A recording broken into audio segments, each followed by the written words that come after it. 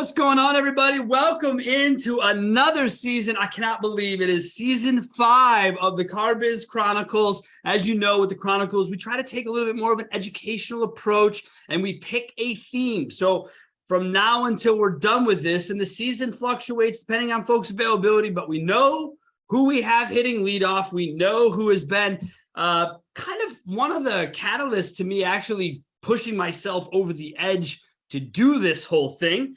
For those of you who don't know him from LinkedIn, you will know him now. Mr. Andrew Sweet, how are you, my friend?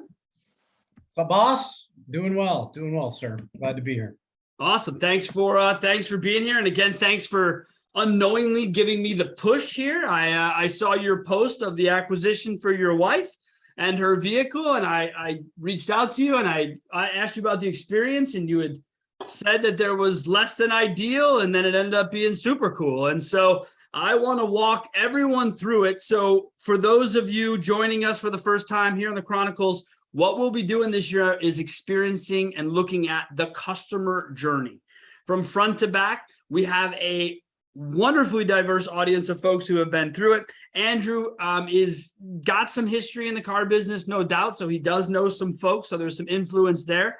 Along the way, we'll have some folks who are actually in the business, buying for family, friends, etc. So this season is going to be a lot of fun, and it's really something that I'm trying to get out there because I think, and Andrew, I think, you know, with your background in marketing as well, you can speak to it. But I think we do a great job of summing up what the customer goes through to buy a car. But I think for those of us who've been in this industry long enough, we don't have an actual clue what a customer goes through to buy a car. So with that in mind, Andrew, first start me off with the basics of your search. How did it begin? What was the genesis and reason you had to look for a vehicle? And let's take it from there. Yeah, you know, like most really good responsible purchases, it started via an argument with the wife. It always no, all kidding aside, my wife and I, we had an Audi Q7 right when we first got married, like 13 years ago, and she loved it. And just from all the, kind of moving all over, we recently moved from Arizona back to the Midwest. And, I tend to be the one who drives the vehicle purchases for some level of practicality, outside of when I'm like, hey, let's just go get something that has a ton of horsepower and like 3 miles a gallon, which I'm guilty of from time to time. But her birthday was coming up, and, I was talking about, hey, we probably need we need a diversified vehicle portfolio for some of our new responsibilities out here in the country.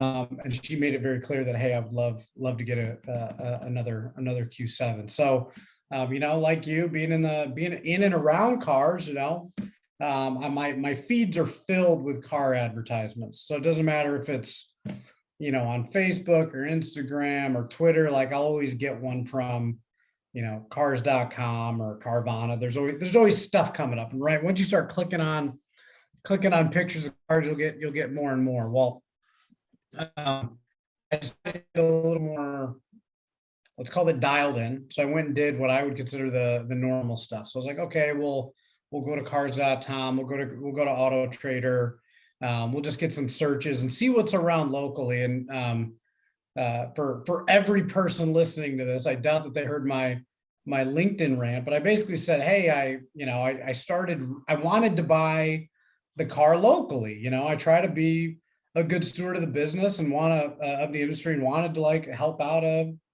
local car dealer for lack of a better term. So I did geo shopping, which usually I don't do. Usually it's like, okay, like, what's the lowest miles and the best price across the US, and I'll figure out how to get it to me. But in this case, I said, okay, let's search within, 50, 100 miles and see what's available. And went from there. So I think I got it narrowed down to like, maybe four or five cars that were all from, reputable brands, between Chicago and, where I live in Wisconsin. And I just went to work from there. I submitted like an inquiry on all those places. Well, hold on. I don't want to breeze over that. You submitted an inquiry after visiting all the big 3, big 4, cars.com, Auto Trader, whatever, whether Yep. you looked at Carfax or Car Gurus. Where did you submit the lead? Dealer sites directly or through a provider? All started with a provider. So it all started with it might have all been on cars.com. I could just be saying Auto Trader is like a fill-in, but I think it might have all been on cars.com. Okay. So hit the, hey, I want to see if the car is still available. Is it still in Yep. stock? Right. So that note got sent off. I got the automated response via my email inbox saying, hey, your message has been received. And there were kind of different flavors from each dealer on what that automated message looked like. But it was all automated. Each store, you felt that happened because it was the 30-second or whatever, the quickest response possible. So there was an automated piece from all, let's say we're calling it 4, right? That's the number we started Yep. with. So 4 stores, they all sent you the same thing, basically, with a different flair. Yeah, hey, John Smith over at XYZ Group, thanks. We're gonna get back to you as soon as we can to confirm we have the vehicle, and then from there, we'll communicate what's gonna happen next, type of thing. Okay. so- Anyone use video, Andrew? Anyone do anything stand out there in the first? Did you put in a real phone number? Did anyone text as fast as they email? Was there any other part of that initial hit of communication that stood out to you? Nothing right when I did it all at once. I did it all kind of late at night. I probably was doing it like 9:30, 10 o'clock. Okay. So I don't remember getting anything outside of the automated email. Got it. So after hours is when the lead got submitted. So maybe it makes a little bit of sense that everyone had the same flair if it were after hours. So Yeah. okay. And I might have gotten context. I might have gotten an automated text too. I don't really remember, but I just got the automated messages right away. You got the after hours from everybody, text or email. Got it. Yep. Yep. So basically after I got all that information, then like when I got around to it the next day, I then went to each one of those dealers' websites, and I tried to find the car that I was actually looking for. So I could just, hey, let's look at the pictures, let's see what's going on. And I was in, I wanted I knew there was going to be a little kind of logistics of figuring out either, I was got to drive somewhere, they're going to have to bring it to me. It wasn't going to be like, hey, I can just roll down there and pick it up. So I was trying to be as fast as possible in kind of the terms of communication. So I was like pushing a little bit. I wasn't waiting for people to reach out to me. But the car, after the 4, I got it down to 3. Like the one car wasn't as described, the mileage was too high, so I knocked it out right away. But then the other 3, I called all of them. You have submitted leads into these dealerships. You call them next day, like afternoon. Is that fair? Probably for lunch the following day. Okay. And I may or may have not gotten additional emails or messages from those folks, but I wasn't paying attention to it because I was like, but it didn't matter because you'd already jumped over all that and gone to the call communication, showing just how ready to do business, in my opinion, you were to do that. So you call 3 dealerships about 3 cars. Yes. So I call all of them. Naturally, like the phone systems are a little different from everybody. In each scenario, someone picked up the phone, which I'm assuming was a receptionist. Somebody picked up the phone. Everyone was very polite and professional, kind of described as to what I was doing. Like, hey, I'm trying to talk to somebody about this car. Every one of them then routed me to sales. I don't know if I was directed to a salesperson's desk or a used car manager's desk. I have no idea where that call was routed because all it did was ring and then it went to a general voicemail box where I left a voicemail. At all 3 stores? At all 3 stores. Still within the 50 to 100. We're still Correct. In that part of the deal, right? Correct. All right. So, wow, that's great. 3 people. Everybody complains, oh, phone never rings. No one's ever there. Yeah, maybe no one ever answers it. Maybe it's not even routed. Geez, I always think of that too, right? People think their calls are routed somewhere and they're not. And that girl's just sending a call into the abyss and it just dies somewhere. Those are always concerning. All right. So, but no BDCs then, no one who could begin to take your information or get involved with you quickly. These were probably the sales departments then. Yeah. So at that point, then I started, once I left message for everybody, I was like, all right, I put my lines in the water of trying to, expedite what I was going through. Then I went back to the paper trail. And then I started getting like individual messages in my email that weren't automated. So it'd be like, hey, this is, John Smith from the, internet department or whatever. I got those from everybody.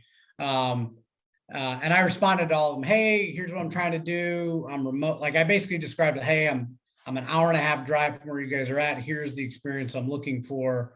And one of them in email told me right away, like, hey, you're going to have to come into the dealership to sign for the car. And I was like, okay, well, I'm not going to do that.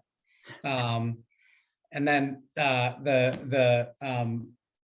the other two, I never got a call back from the one store, and I just kept getting automated messages from their from automated CRM follow-up. I mean, the same bullshit they're told by their OEM to make sure they have in their systems is just kicking out nonsense to you. Yeah, so I just kept getting like, oh, hey, thanks for visiting our site. Like, if you don't want to buy a car, we'll still service your car. And I was like, well, I'd like to buy one, so. But anyway, so 3 quickly became 2, 2 quickly became 1, and then the 1 never did anything. So here you are trying to be and buy local. You've hit, all of these 100-mile radius, whatever they are, the 4 of them. What now? So then when I was down, the one never got back to me. And then the third one, someone did call me. They ended up calling me and telling me that the car that I wanted, they just got it in on trade. It was going to go through the certification process. It was going to take 2 or 3 days. And then they were going to want me to, hey, come in and test drive it and do this, that, and the other thing. And I was like, hey, today's, I think, this might've been Thursday or Friday. And I was like, okay. And they're like, oh, it won't be in the shop till like next Tuesday. So like, it could probably be ready this time. It was like feeling like a week. And I was like, I don't want to wait. I want to wait a week to wrap this up. And they're like, hey, so, they basically were like, hey, Andrew, we just want to make sure the car's safe, it's ready, but, this, that, and the other thing. Okay. I was like, hey, thanks, but no thanks. If something changes, like let me know. So at that point I was like, all right, I'm either going to wait, like either I'm going to wait that car out, or like, me just being, selfish, I need something right now, American. I was like, let's go online, so I have done business online with Carvana before, only in selling a car. I've never bought a car from Carvana, but full disclosure, drivably, we're owned by ACV Auctions, and we do a ton of business with Driveway in Lithia. I was like, hey, let's go check them out. Let's go check out their process. And I was just like blown away by how fast everything was online. Found easy, super easy on it. And it was probably, I don't know, 5 to 6 minutes where I had secured the car, confirmed my identity, put down my deposit. And I already had my financing wrapped up through my own bank. They just needed my loan origination number. And like, I got a call, I don't know, maybe an hour and a half later after I started the process online, basically saying that, hey, deal's funded. We've already got logistics set up, and like, hey, you'll get a call from our dispatcher in 48 hours as to when the car is going to show up. The only wrinkle in all that was like the titling for the car based on where the car was coming from, and the state of Wisconsin was a little funky in dealing with that. So I had to double pay for the title, which I can talk through later. I ended up getting a refund for it, but that was the only way to kind of expedite the whole deal. So anyway, like it was, I don't want to oversimplify or, like over indoctrinate the story, but when I went and started from the time the car was secured and like, I felt like I had the car, it was less than 10 minutes. And everything after that was a sequence of integrated text messages and emails to get all the confirmatory information that they needed for me to finalize the transaction. Wow. It's no surprise. I mean, look, we both know Mike Kavanaugh. That is one sharp, smart human being. And obviously what he goes to work on, what they do over there is phenomenal. This is the first story that I've seen of it working. And if it works like this, then to me, I mean, this is the problem is, Andrew, is that it's not anything that the other 4 stores within 100 miles of you could not have accomplished on their own. And I think that's what probably for me as a lifelong car guy and an advocate of the dealer body, it's just really frustrating that you're trying to do something locally, 50 to 100 miles. I know where you live. I have clients in your 100-mile radius. And I think to myself, if they're on that list, what did they miss and why? So what is your advice, having lived through both sides of it, going through a dealership and then going through the Lithia experience that was all online? Could people that you dealt with have pulled it off, or is there something more about the way that the Lithia process exists that makes it less repeatable unless you're that size? I mean, scale always helps, but I think if, I'm not putting words in Mike's mouth. I think if he was on this call, I think he would just say, like, we didn't do anything crazy. We just, Right. we just did what you expected. Right. And for whoever these nameless dealers that we're talking about, like, putting on my own, like if I'm teaching or training or trying to help somebody do their job better, like I'm envisioning like a leader in that dealership, even talking to somebody about, hey, this customer, like Andrew came through here, like what's going on with them? And whatever answer they're giving to that leader, like, oh, like, he didn't want to come in, he wasn't a serious prospect or whatever, like whatever the story is, you have to basically say it wasn't a big deal. What did that like, how did that leader then investigate that opportunity to see if that was legitimate? And all I can, I really, all I can lean on is, I think good leaders like inspect what they expect, right? So like, hey, Sean, maybe you were the rep dealing with that call. Like, all right, well, how do you know that the prospect wasn't serious? Like, it sounds like they just, maybe they're trying to buy the car remotely. Like, have we confirmed? Yeah, and I can tell you that is something that, Andrew, from a retail perspective, having been in stores, when I came from Chicago to Boulder, Colorado, people thought I was the craziest human being in the world, because I used to say to people, look, if the guy doesn't want to come down from the mountains, which apparently was a huge deal. I didn't realize it when I moved there, but it turned out to be people would just prefer to stay there. And I was the first guy to be like, look, bring him the car. People lost their minds, dude. They'd be like, what are you talking about? We're not doing that. People have to come here, come here. I ran into a dealer in 2004, and that's who I worked for the rest of my retail career, who was already wealthy. He was in the car business because he liked cars and he wanted to have a legacy for his kids. Yeah. And he was like, do whatever you want. And we had this tiny little Subaru store doing 15 cars a month. And within, I don't know, 90 days, we were doing 50. And then we were doing 100, because I said, look, we'll bring people cars. I started setting like Domino's timers for like, if you're not out of here in an hour, I'm picking up your first 3 oil changes, and just doing whatever we could to increase the experience. And it's so frustrating that you're talking about what a salesman could have, told the manager. He may have told the manager that, hey, dude, that guy wasn't serious, because at the end of the day, the manager is the one that dictates you need to be in the dealership, Andrew. Yeah. That's where those lessons come from to the salespeople. So that's what I frustrates me, is that we still have people in leadership roles who are like, dude, if he ain't here, he ain't got leverage, he ain't buying a car, he ain't legit. I don't know what we're going to have to do that, or because again, if the pandemic didn't teach you this, when will you learn? I guess is my question, Andrew.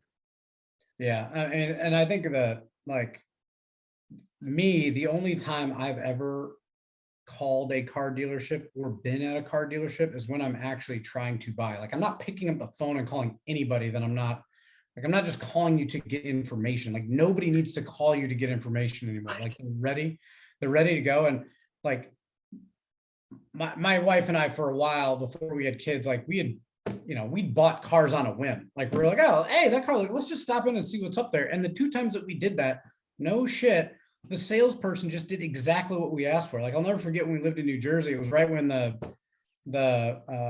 new Explorer came out. I don't know, what was that, 14 or 15, when they revamped everything and it kind of looked like a Range Rover. Yeah.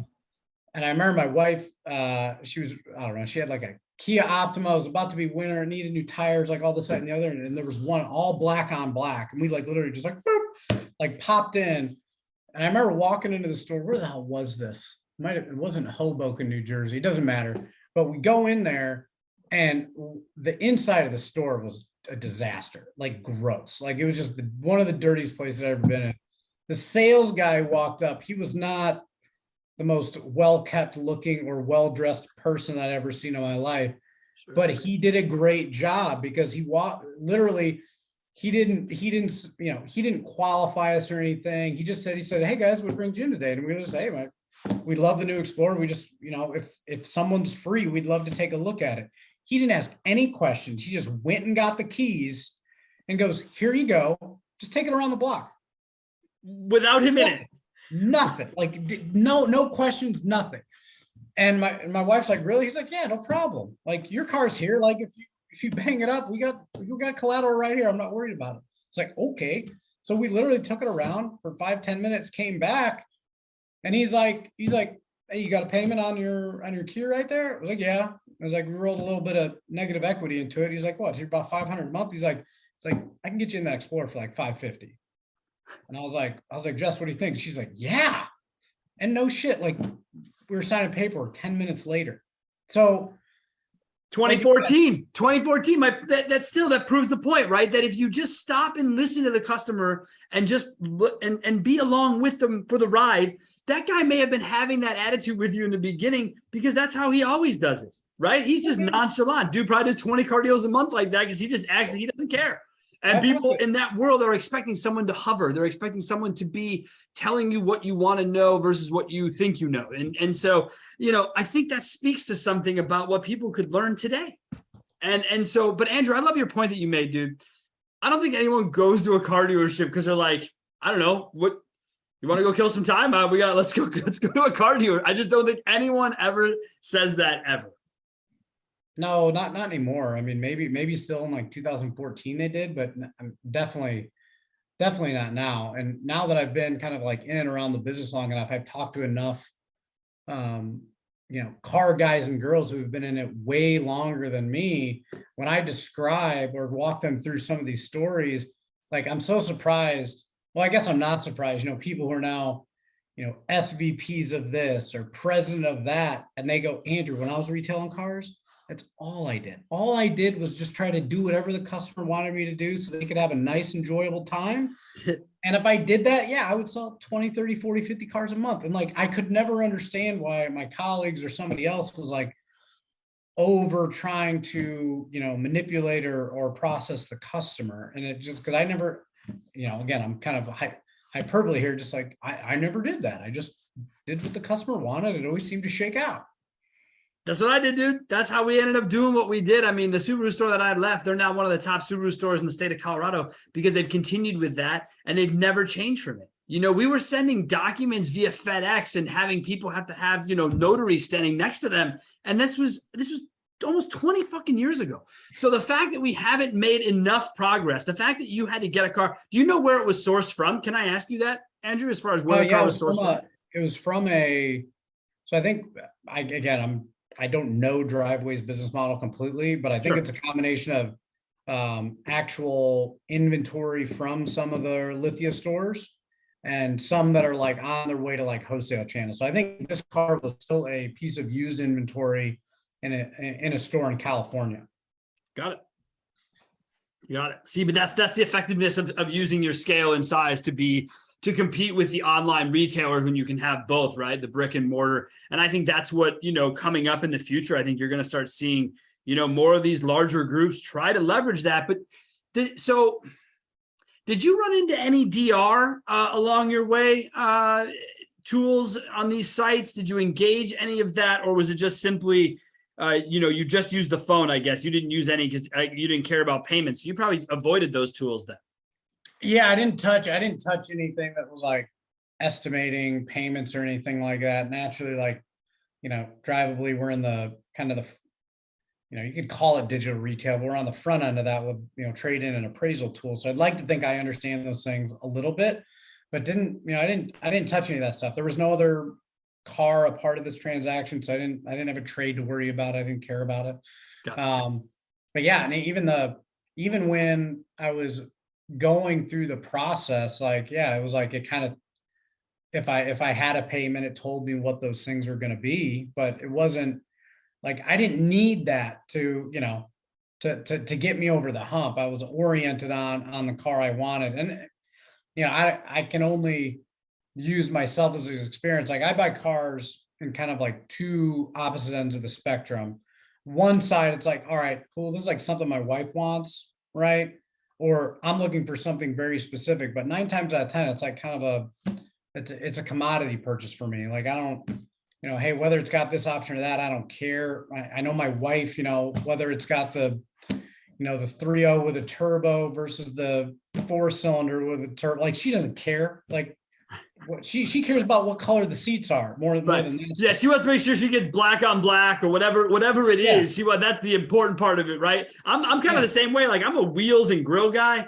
That's just kind of what attracts me to cars. That's what I think looks cool. That's why I still have a 2007 Subaru Forester sitting in my garage, because I love that car when it came off the truck. I bought it in 2007 when it was brand new, and I still think it looks badass. My wife was following me yesterday to go drop my car off to get hail repaired. I looked in the river mirror. I'm like, that car does not look like most cars on the road today. I still really dig that. So I totally get what you mean. I don't know. I just think that, salespeople, I think in generally will sell the same way that they buy. And I think that for whatever reason, there's too many sales folks in this game that are like, they're just over, they're putting too much emphasis on incomplete areas of information that don't mean a lot. Like, hey, this guy's not willing to come in, he's not serious. Like that's stupid. Like you shouldn't over index that one data point. Like you kind of need to measure it across the spectrum.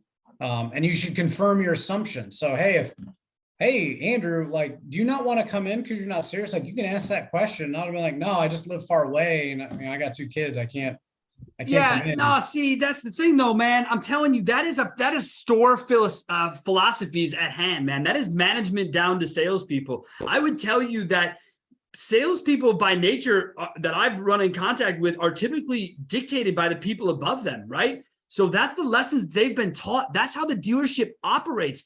And it wasn't unique to them not thinking they could get a deal. They knew they couldn't approach the desk and ask the desk to do anything relating to your deal if you weren't going to come in the store. So what the problem is, we're still using outdated training methods. And then our salespeople think they're learning something by this, and they're not. Like I know big time trainers are like, oh, got to get them in. Please stop it. I'm going to cure sales training for all you. I'm going to save you all thousands of dollars. When you pick the phone up, listen to the customer. There you go. That works. Would have sold Andrew a car 5 dealerships ago before he had it shipped to him. If someone would have picked the phone up and said, yeah, dude, I'm the used car manager. I got that car in stock. It's here. How do you want to move forward? I want it sent to me. I already know I want it. Who does not want to not deal with a test drive? Who does not want to not deal with no trade-in? Who does not? I mean, it's just. Even stuff like, okay, so let's say, I'm west of Madison, right? And some of these dealers were kind of in like the northwest suburbs of Chicago. So let's say it's like an hour and 30 minutes. Like if you're using any part of your creative brain and you figure out, okay, like I don't want to drive there, it's going to be a pain in the ass. The things you do, listen, Andrew, like we'll pay for your time. Like, hey, we'll give you $500 for this. All right, Andrew, I tell you what, like there's a really great car service in Madison. Like we're going to send a town car to your house, pick you up. It's going to cost us a few $100, but we want you to have a nice relaxing day. You can work the whole drive. There's 50 things you could have done. Dude, we used to fly people in to buy eBay cars, dude. All right. We had this really crazy, like old VW Vanagon. A guy from Portland bought it and we flew him in and he couldn't have been happier. He's like, that was kind of what pushed me over the edge on this car was you guys were going to offer to, fly in whoever it was. And I thought, by putting in a simple thing to buy people a ticket. I mean, there's that Dodge dealer in Idaho, right? I always forget his name, but creates an entire business model out of Southwest airline miles that he racks up by flying people into his dealership and making it look like it's a big fucking deal when it's built into the car deal. It's not like it's just crazy that we don't take those steps, dude. Like, it confounds me. It really does. Well, I think the thing that was interesting to me is when I talked with the one young lady, when they basically told me that I'd have to come into the store either way, was there wasn't like, hey Andrew, like let me put you on hold real quick. I'm going to go try to like, there was none of that. It was just like, no, we don't do that. We can't do that. You're going to have to come in either way. Yep. Like they weren't trying to pursue a solution. That was likely a BDC agent. All right. Likely because there's no power there and there's no thought to have power because you've never been given any power. It's just this additional layer that exists between you, the salesperson, the sales manager, and potentially the GM who will make the final decision on any out of store ideas or purchases. That's where we've gone and screwed this whole thing up. If you would have empowered the BDC agent to say, Andrew, I'm sorry, you're interested in this vehicle? Excellent. Phone number, email, best way to call you back, blah, blah, blah, blah, blah. Cool. I'll make sure the car's available if somebody call you back in the next hour, whatever. Like there has to be someone that in the, like you said, with a brain that clicks on, why is that customer calling us? Like to your point, everyone wants to text and email. So why is he calling us? He must be beyond serious. And for you to hit voicemail after voicemail, and then someone who could do absolutely nothing for you, it's no wonder you ended up where you did. So look, you've been great with your time, man. I want you to help me sum this up though. So what advice do you have for consumers, right? First and foremost, what do you have for them looking for a car? And then what is your advice for dealers to improve things along the way so that they can make for better customer experiences?